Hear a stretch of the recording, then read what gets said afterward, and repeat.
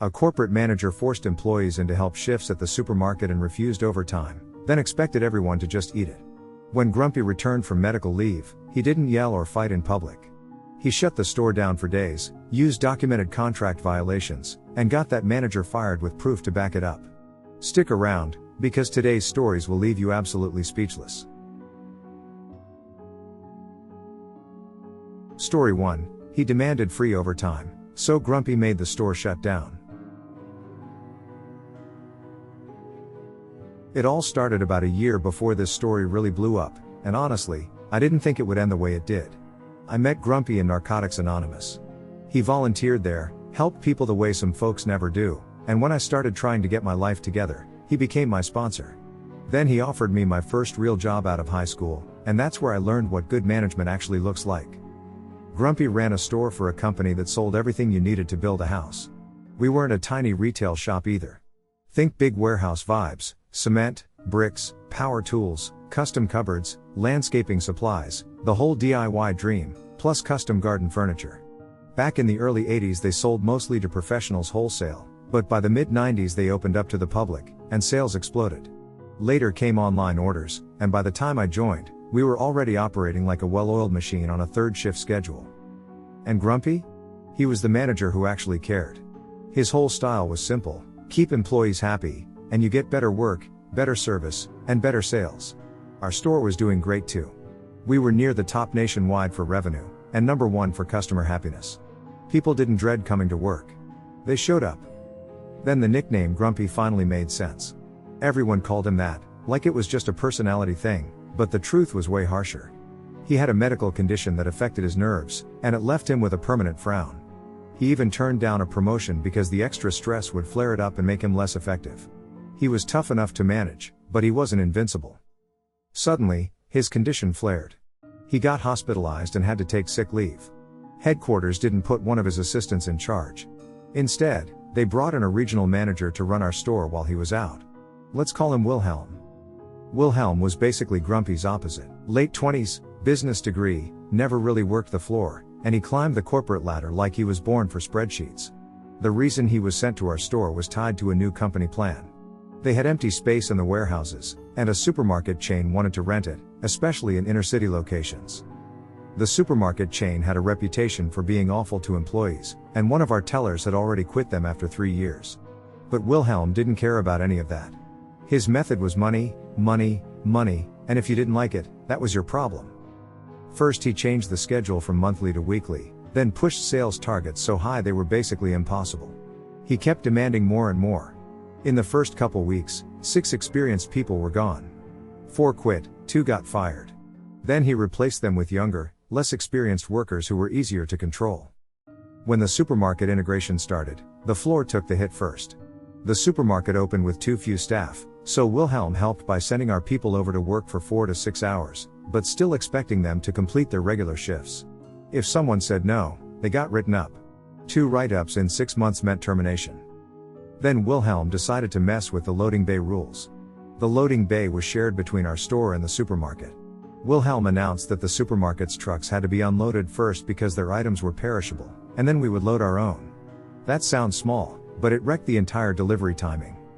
Our crew worked from 5 a.m. to 1 p.m. We loaded first the trucks that needed longer to travel so they could leave by 7 o'clock at the latest. The company had a next-day delivery policy for a 150-mile radius, so timing wasn't a suggestion. Wilhelm's plan meant we couldn't start our loading until after 7:30, and we couldn't even start our routes until around 9:30. We told him. We explained it clearly. And he still forced it. When people asked about overtime, he acted like it was a crime against humanity. He said we already made too much from those unsocial hours, and if we wanted to leave early, then that was the deal, so he wouldn't approve overtime. So the misery spread fast. Within a month, the loading crew lost 10 people under the new rules. New hires didn't last long either.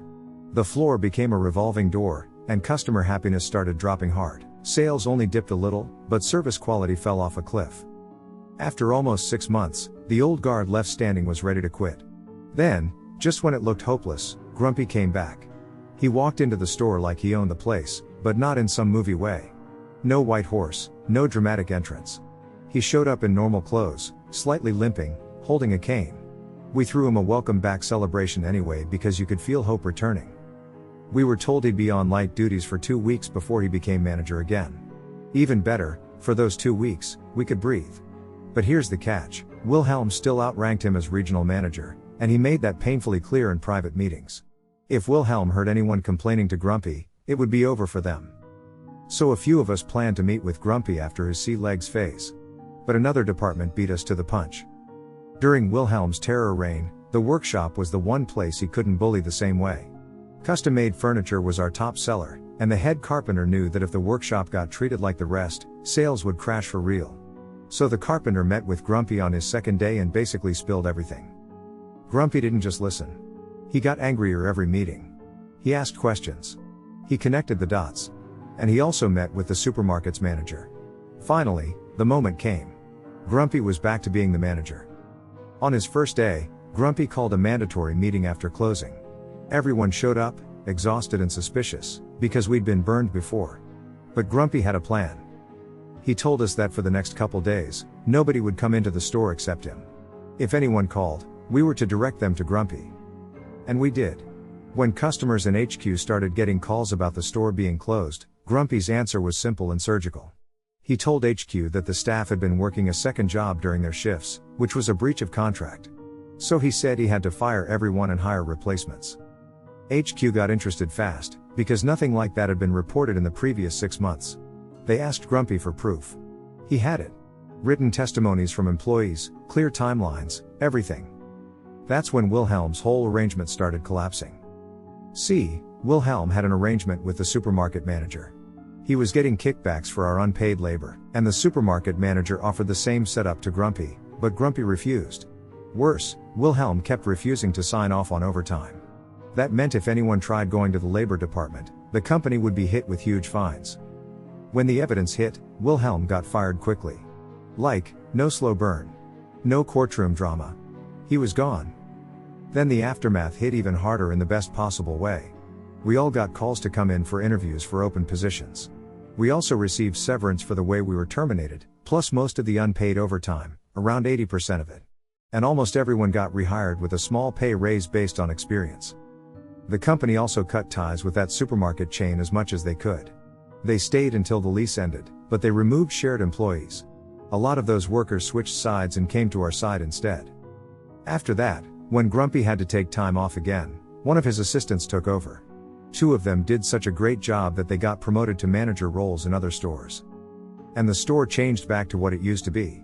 Grumpy brought his management style back, the one that actually made people want to work, and sales plus customer happiness climbed again. I left the job 3 years later for better pay, but I still think about Grumpy like he was one of the best managers I ever had.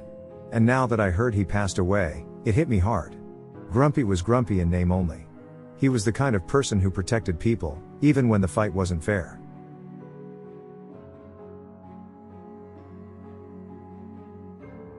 Story 2. I got my boss fired using his obsession with golf and fancy watches.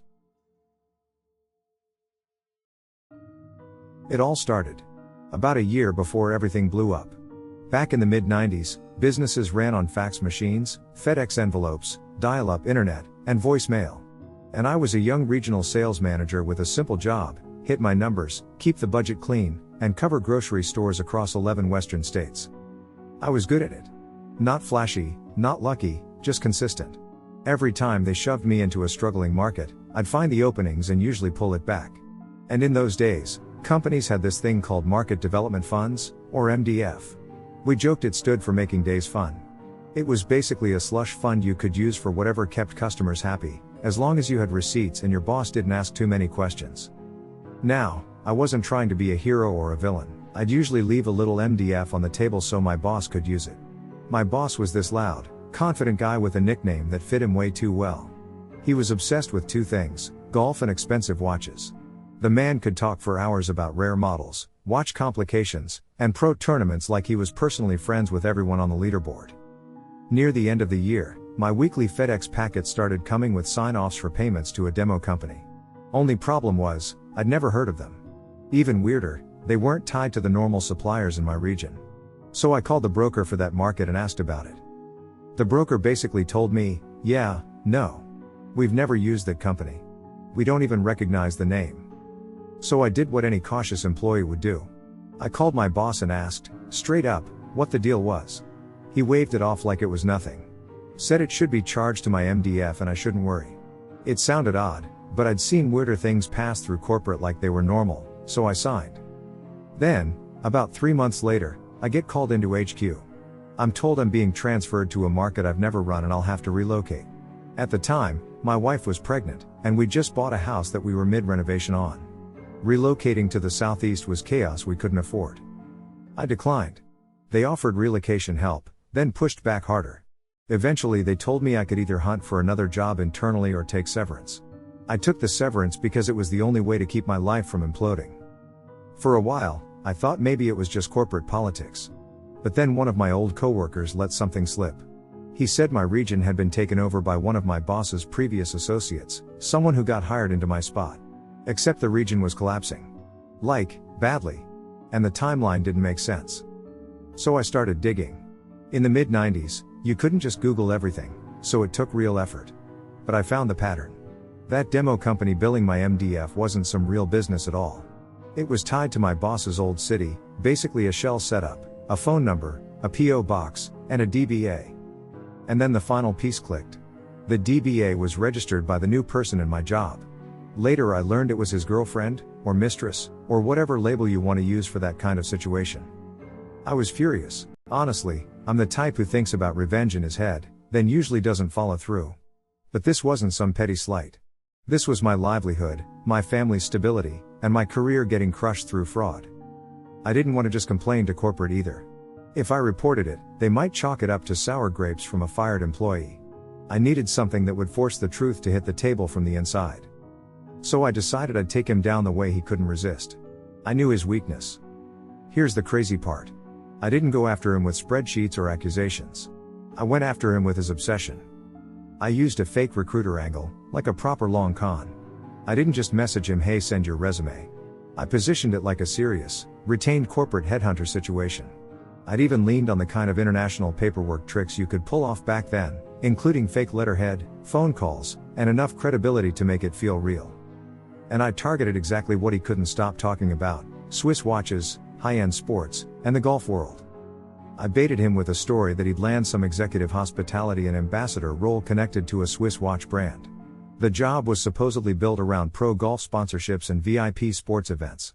It included a huge travel budget, first-class flights, nice hotels, perks, access to top-tier watches, and the kind of lifestyle he'd daydream about. The offer was so perfect, it basically felt like it was tailored to him. But there was one catch. He had to report to Switzerland for final onboarding. And I scheduled the final sign and start week specifically during the mandatory division meetings back in the US. He was worried about missing them. So the fake recruiter helped by moving the appointment forward by a few days, but only if he bought an unrestricted business class ticket and booked his own hotel. Save your receipts, they said. The watch company would reimburse him. He bought it. He showed up in a swanky hotel suite using his own credit card for the expensive room, like the kind of guy who never imagines he's being played. Then he gets a note from the watch company saying the appointment is delayed due to a major corporate crisis. He's forced to reschedule for the following Monday. So he calls the fake recruiter in a panic. They tell him to call in sick back at his old job and go ahead and enjoy the weekend in Europe. By Monday, he'd be in the dream role. While he's cooling his heels overseas, I call his real boss's boss, the division president, and I ask for a reference. I keep it casual, like I'm verifying employment details. And because corporate people love process, the president doesn't blow up or get suspicious.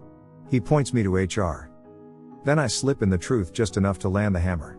I mention that the guy is in Europe finalizing his new job and that he's already given notice. That's when the company realizes the timing. He didn't just miss a meeting. He basically treated the job like it was already over while he was still supposed to be accountable. Meanwhile, back home, the after part kicks in. When Monday comes and goes, Sasquatch is still gone. And the company starts getting hit with calls and faxes. At least 20 calls to the exchange, multiple documents flying around trying to untangle what happened. Then he finally decides to leave the hotel and head back. When he gets home, his office is already cleared out. His stuff is packed.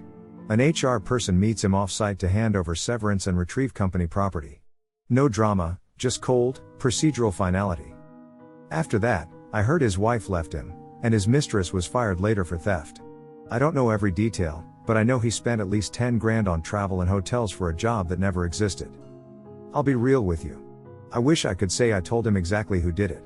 But honestly, it wasn't worth the risk. Even if he suspected something, exposing myself could have turned into retaliation. Sometimes revenge isn't cathartic. Sometimes it's just a clean, ugly consequence that lands where it needs to. I didn't do it because I wanted to be cruel. I did it because he was stealing from me and happy to burn my life down to cover his own mess. And if you're wondering how this kind of con works, it's not magic. It's confidence. A mark like him believed the story because it matched everything he loved. He knew watches. He lived for golf. He thought only certain people could offer him certain opportunities. So when a real headhunter friend in another country presented a Swiss client with a golf and watches fantasy, he didn't question it. He just leaned in. That's the whole thing. He put his trust in the con, and the con used that trust like a lever. Look, revenge can feel sick. It can feel too far, but in my case, it was the only way to force the truth to show up and make sure a thief didn't just get away with it again. That was enough for me.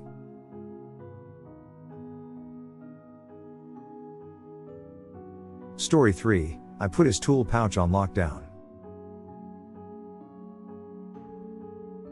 It all started about a year ago, and I'm telling you, it was the kind of small disrespect that turns your blood hot. I work construction, mostly wood framing, and I'm usually the only woman on the crew. So if I lose my cool, people don't just call it stress, they label you and talk about you like you're the problem. One day, I did the responsible thing. I grabbed every ladder sitting around the job site, stacked them neatly, and sorted them by size, because ladders love to get left behind and then you end up wasting time hunting. Then I went back to my job with my 6-foot ladder and my nail gun. I needed more nails, so I hustled down to the Connects, carried 3 heavy boxes up 5 flights of stairs, and finally got back to my area. That's when I realized my ladder was gone. I walked over and asked my coworker where it went, and he acted like I was being dramatic. I told him, "Why didn't you take one from the pile right there?"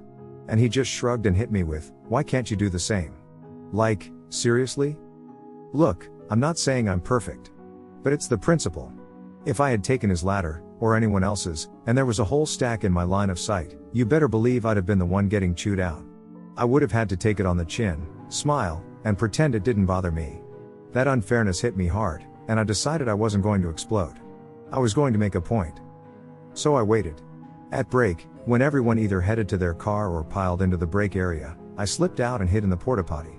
Yeah, I know, classy move, but I needed a minute to think. While everyone was gone, I watched what I needed to watch. I kept track of his tool pouch, the one that sits around your waist with pockets for everything. When I found it, I didn't destroy anything. I didn't puncture it, didn't cut holes, and I didn't trash his stuff. The pouch is secured like a heavy-duty belt, so it already had openings and ringlets for hanging tools. I used the holes and rings that were already there. Then I nailed it down. I'm talking about using lags, the big screws that bite into wood, and driving them in so the pouch was basically locked in place. And to make sure he couldn't just yank it free and walk away, I used different sizes, like 4-inch, 6-inch, and 8-inch. The best part was the grip. Those screws don't just slide out. You'd have to undo them, and you'd feel stupid doing it while standing there on a job site. Here's what really made it satisfying. Nobody said anything. None of the other guys reacted. It was like the entire crew collectively decided not to notice, and that told me he probably never even realized it was me.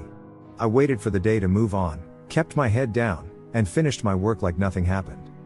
Later, I even checked my own paranoia. I texted a friend and asked if he thought the guy suspected anyone. My friend told me he didn't know. So yeah, I got away with it. Now, I know some folks are going to clutch their pearls and say I'm a horrible person for messing with someone's belongings. But let me be clear. It wasn't like I went out of my way to ruin property or hide something. It was more like the job site version of tying your keys to the hook with a little extra effort. You can still get them off, you just need a few extra seconds. Also, job sites have pranks. People act like this is some Hollywood villain moment, but in reality, we keep things moving and we keep it interesting. I've seen worse. I watched a foreman take an electrician's delivery and use the crane to set it on the roof. Those guys spent like 20 minutes searching for their stuff. I've seen a cart with 50 pounds of tools nailed up 6 feet high.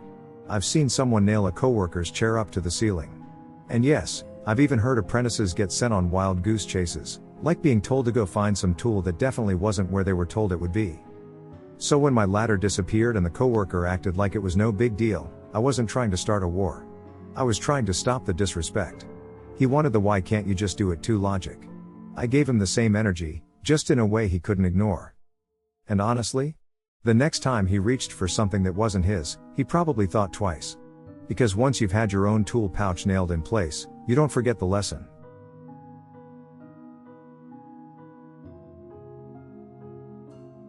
Story 4, I fired back, severance, a shutdown, and his marriage.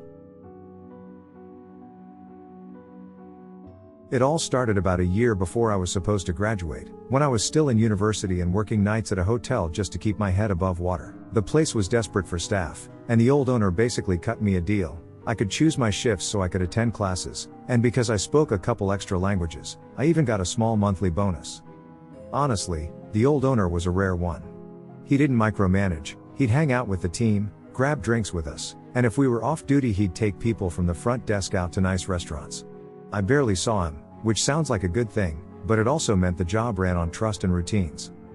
Then I got closer to finishing school, and I wasn't trying to make a career out of hospitality anymore. I just wanted to coast, graduate, and move on. So I kept doing what I always did, night shifts, staying helpful, and picking up extra tasks when other people were stuck. At first, the team felt like a little family. We covered each other, we knew who was struggling, and we made it work. But when the old owner retired, his son took over, and that's when everything went sideways. The new boss acted like I personally offended him. I never even got a straight answer why. I was one of the few people who'd been there since the old days, and I handled some light admin stuff in the mornings to make the manager's life easier. That meant I often had access to the manager's email and network account to do my job. One night I'm doing my usual lists, and I log into the manager's email. Then I see something with my name in the subject line. I know, it wasn't exactly clean, but I was already stressed and curious, and it was right there in front of me. The message was basically a plan to get rid of me.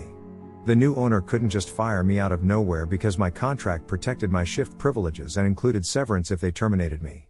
And on top of that, there weren't enough people to cover the schedule without me.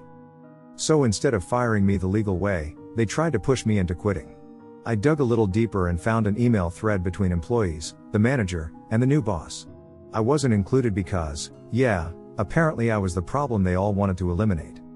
The employees were openly annoyed that I got the better night shifts with the night bonus. They wanted those hours, and my contract meant they couldn't take them from me. The manager tried to stay neutral, mostly because the hotel still needed me staffed, but the new boss and a few of the others kept steering things toward a hostile environment. Look, the stuff they did wasn't subtle. They started with little comments about my looks and my clothes, the kind of petty nonsense that's meant to make you feel small. Then it escalated. People would suddenly dump extra work on me or assign me tasks that weren't theirs to pawn off. Even my spare clothes started disappearing. I kept backup shirts and a suit at work because I'd learned the hard way that life happens. Then they vanished, like someone wanted me to show up looking disheveled. One guy even started threatening me. And I'm not going to pretend I didn't think about losing my mind. I imagined all kinds of revenge, the stupid kind that gets you arrested and doesn't fix anything. But instead, I called my uncle at 2 a.m. He's a lawyer, and I basically told him, this is what they're doing, and I think they're trying to force me out so they don't have to pay. I forwarded myself the emails, took photos, printed copies, and even recorded everything so it couldn't be dismissed later as she said. My uncle told me to hold tight and see if it got worse, or if it was just empty threats. I waited a few days, and it got worse. The harassment didn't stop, and the extra work strategy kept ramping up. So I stopped doing anything that wasn't required. No extra favors. No volunteering for the stuff they were using as a weapon. And that's when it finally clicked. They couldn't fire me cleanly, so they tried to claim I wasn't doing my job well enough. Right on cue, they moved to terminate me. But because I refused to quit on my own, they still had to pay severance. The next day, my uncle filed the lawsuit with the proof, the email thread showing intent, plus documentation of the harassment and the way work was deliberately manipulated to make my life miserable. When their lawyer got involved, the tone changed fast. The manager apparently went pale when he realized where the documents had come from. The new boss had been on vacation, but he had to cut it short, which honestly felt deserved. They were advised to settle, and I took it. I walked away with my severance plus a settlement big enough to carry me through school without working another day. But here's the part that really made it feel like I didn't just survive them. I made them pay in a way they couldn't spin. Because I didn't stop at the paycheck. While I was working night shifts, I had hours alone with the building, and I used that time to document every violation I could find. I went from small stuff, like unsafe conditions and neglected maintenance, to serious problems like unauthorized renovations. The hotel was tied to a protected historic designation, which meant changes weren't supposed to happen without approvals from committees. There were also grants involved, money the owner received to keep the building preserved as is. So I sent everything, with dates and evidence, to the right agencies. Health inspectors. Building code.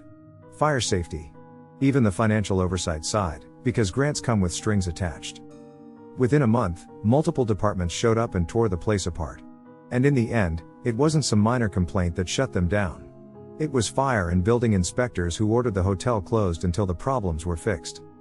The new boss had renovated the top floor apartments into luxury spaces, the kind of setup he used when he was in town. But the work wasn't done correctly, and it created real safety issues. He had to pay back the grant, pay fines for unauthorized alterations, and cover the cost of making the building safe again. And because the bills stacked up fast, he eventually sold the hotel just to survive financially. When the business reopened, the damage didn't stop. I also tipped off a friend who worked at a local paper. They published an article laying out the violations and the timeline, and the public reaction was brutal. Reviews tanked, and the hotel never fully recovered. As for the people who helped create the hostile environment, several of them lost their jobs. Not everyone, though. Some people stayed quiet and didn't actively participate in the harassment. They still got caught in the fallout, but I didn't feel bad. Because they didn't step in when it mattered. And then, just when I thought the story was done, there was one more bomb. The new boss used to bring escorts when he was in town. In my country, that part isn't technically illegal. But he was married, and that's where the real leverage was. It took some digging to confirm it, but eventually I got the tip to his wife through a former colleague who had quit before all this. I passed along what I knew, and I don't know every detail of what happened after that. What I do know is that they divorced. So yeah. I got fired. I sued. I took the money they tried to dodge. Then I documented the building until the hotel got shut down, and in the end, the whole operation collapsed under its own mess. If you're wondering whether it was too much, I'll put it this way, they tried to force me out instead of doing things the right way. They picked a fight with the one person who had a contract, a lawyer uncle, and a night shift full of time to gather receipts.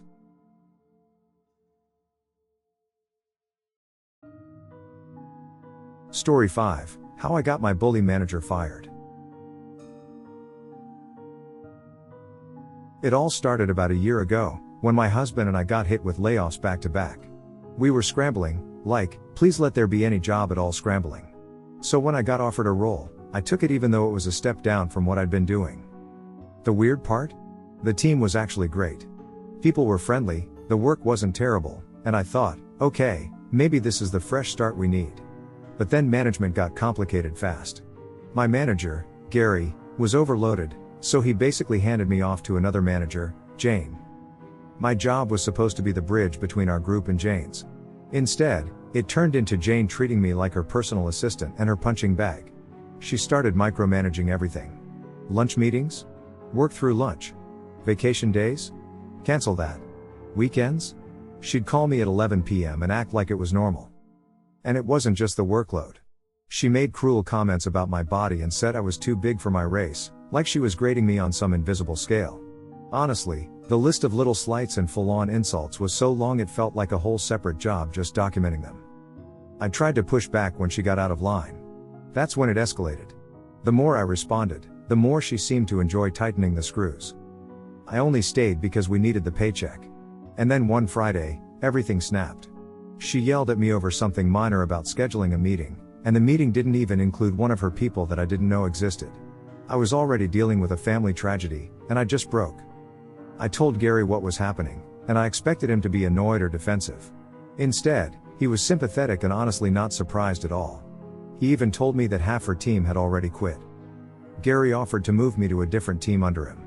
I was relieved, like, finally, I can breathe again. But moving teams didn't fix the real problem. Jane didn't stop. She still directed me from a distance, still sent orders like I was her remote employee, and when I ignored her emails, she showed up at my desk one day and started talking loudly about how I wasn't qualified for the role. Gary overheard it and told her off. And even after that, the verbal abuse didn't stop.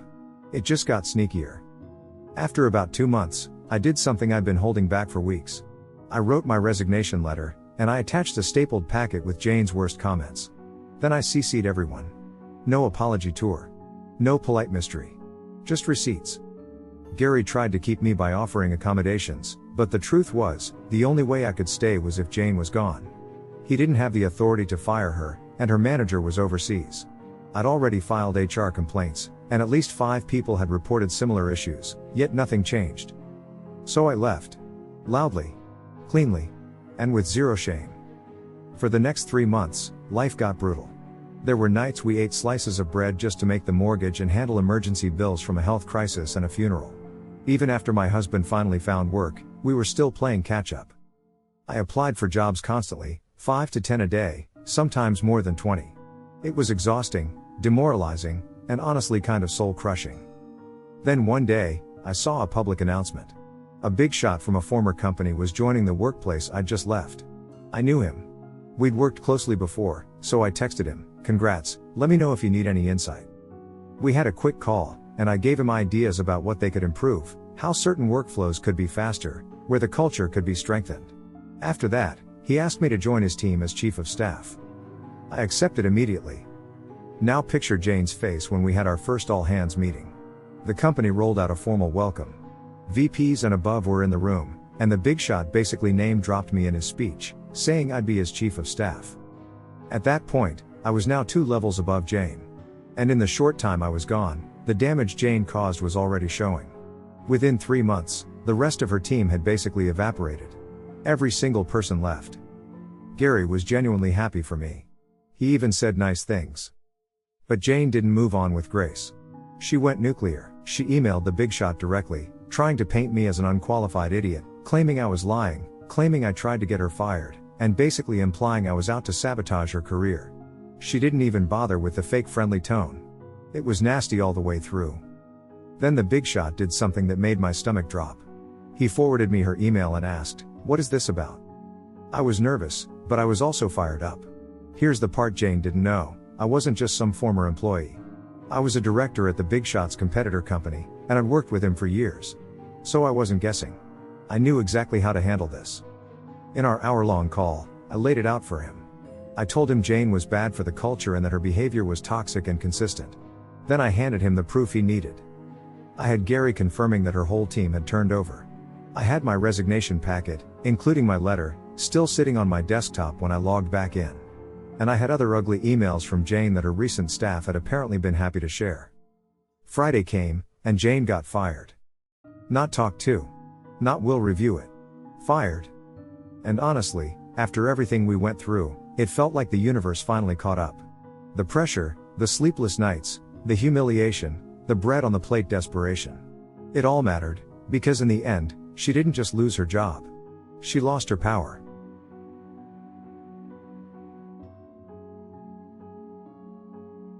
That's all for today. Which story was your favorite?